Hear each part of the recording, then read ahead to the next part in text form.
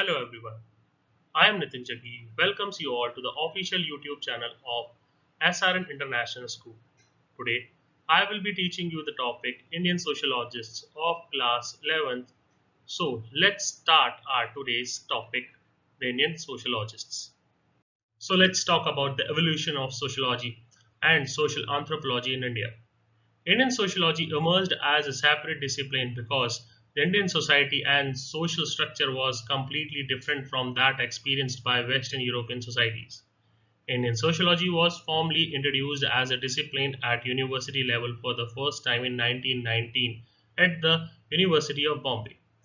In the 1920s, the two other universities, those at Calcutta and Lucknow, also began the program of teaching and research in sociology and anthropology.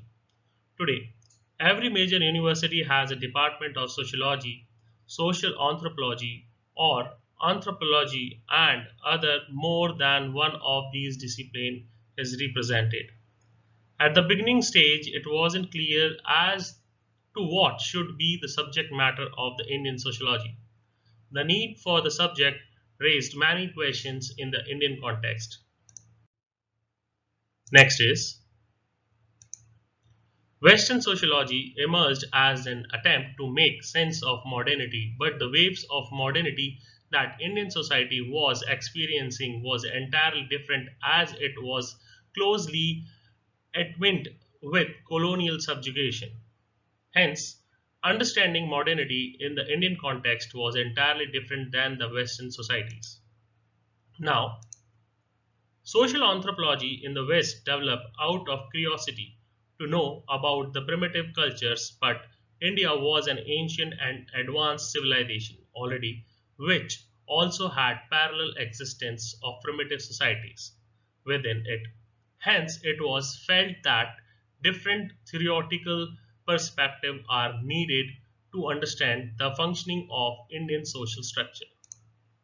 The next is specificity of the discipline of sociology in Indian context raised many questions. So let's see the questions. First of all, in Western sociology emerged as an attempt to make sense of modernity.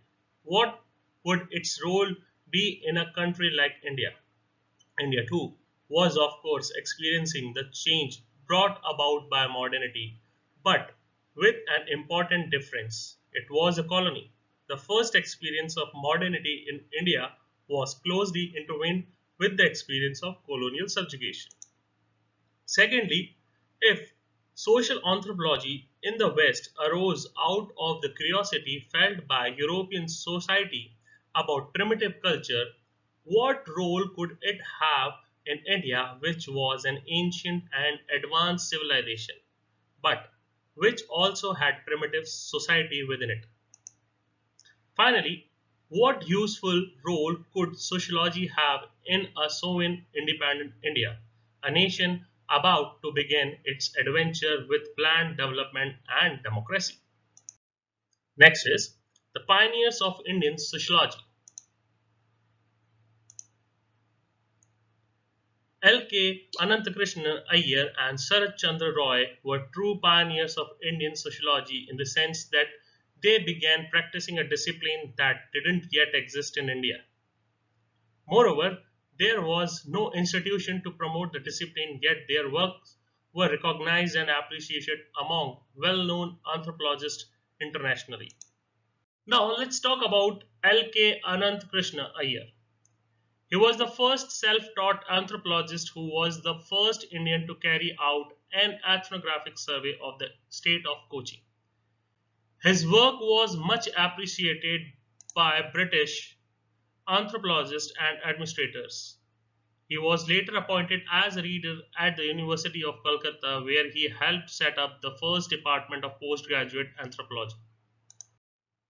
Next is Sarath Chandra Roy. He was an accidental anthropologist and pioneer of the discipline. He got interested in interpretation of tribal customs and laws as a byproduct of his professional need due to practicing law. He did intensive fieldwork among various tribal communities. He was recognized for his monographs and research articles based on fieldwork and became famous amongst anthropologists in India and Britain.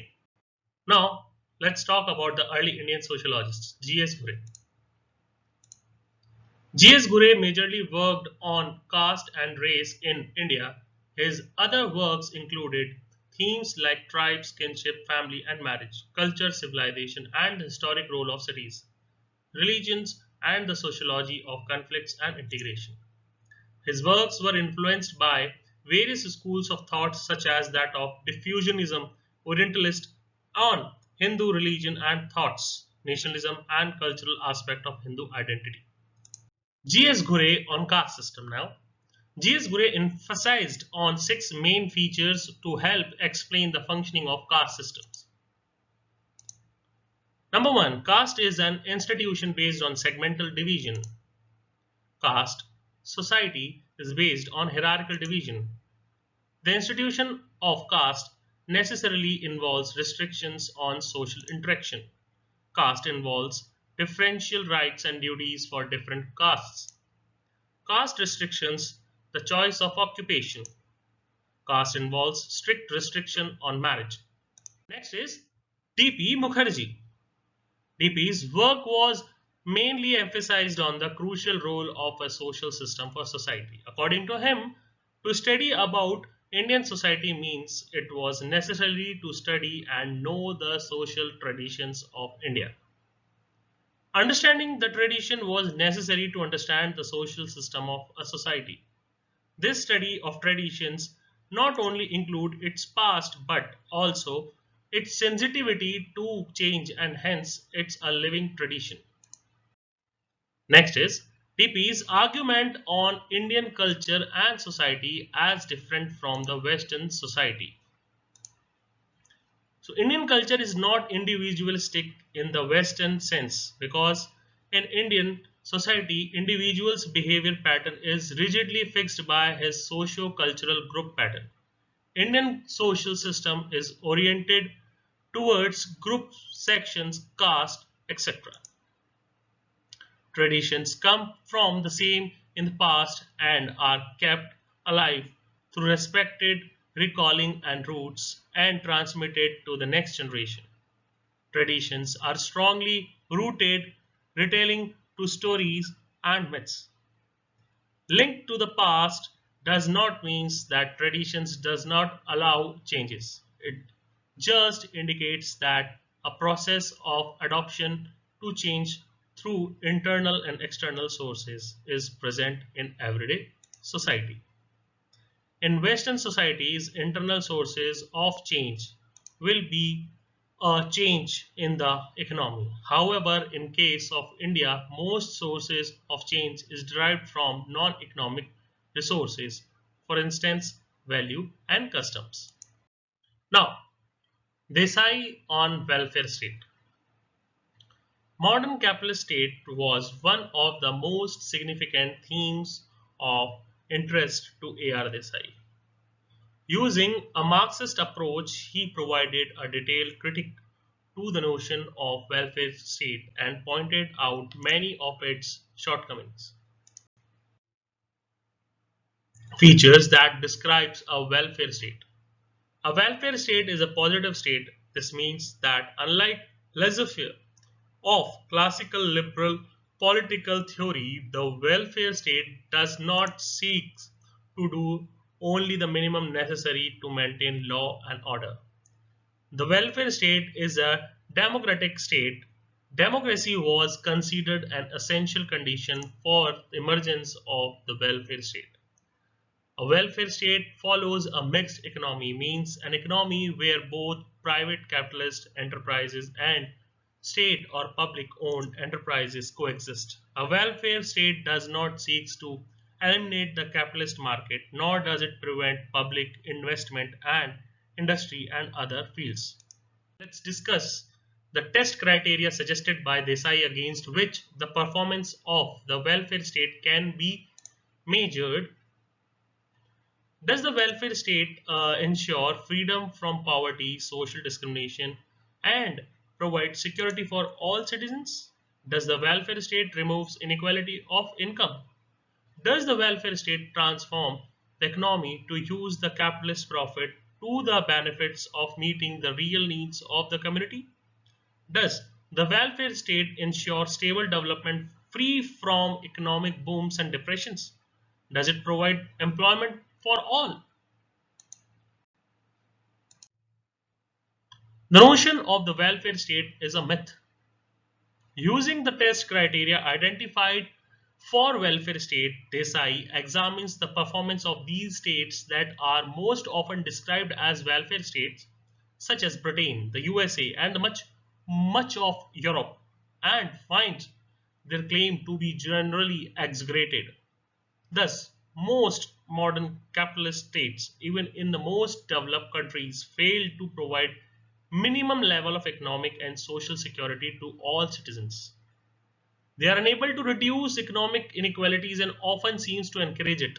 The so-called welfare states have also been unsuccessful at enabling stable development free from market fluctuations. The presence of excess economic capacity and high level of unemployment are yet another failure. Based on these arguments, Desai concludes that the notion of the welfare state is something a myth. Now, let's talk about MNSrinivas. MNSrinivas is popularly known as the sociologist of the post-independent era.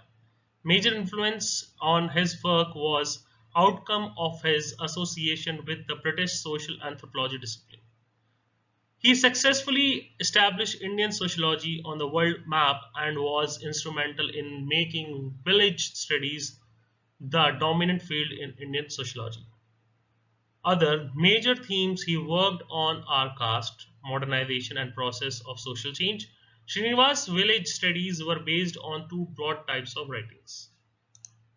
And let's see what are they. Ethnographic accounts of fieldwork done in village. And the next one, historical and conceptual discussions about Indian villages as a unit of social analysis. Srinivas believed that village was a relevant social entity. Srinivas also criticized the British administrator anthropologist who had put forward a picture of the Indian villages as unchanging, self-sufficient little republics. Using historical and sociological evidence, Srinivas showed that the village had in fact experienced considerable change. He emphasized the usefulness of the village as a concept. However, some sociologists like Louis Dumont argued against village studies as they thought that social institutions like caste were more important than something like a village due to the reason that villages may live or die and people may move from one village to another, but their social institutions like caste or religion follow them and go with them wherever they go. Advantages of village studies as a site of research. It provided an opportunity to illustrate the importance of ethnographic research methods. It offered eyewitness accounts of the rapid social change that was taking place in the Indian countryside as the newly independent nation began a program of planned development. These vivid descriptions of village India were greatly appreciated at the time as urban Indians as well as policymakers were able to form impressions of what was going on in heartland of India. Village studies that provided a new role for a discipline like sociology in the context of an independent nation. The study of village is also relevant to the study of modernized India. This is the end of the video. Please like, share and subscribe our channel SRN Knowledge Center to show your support. Thanks and have a nice day.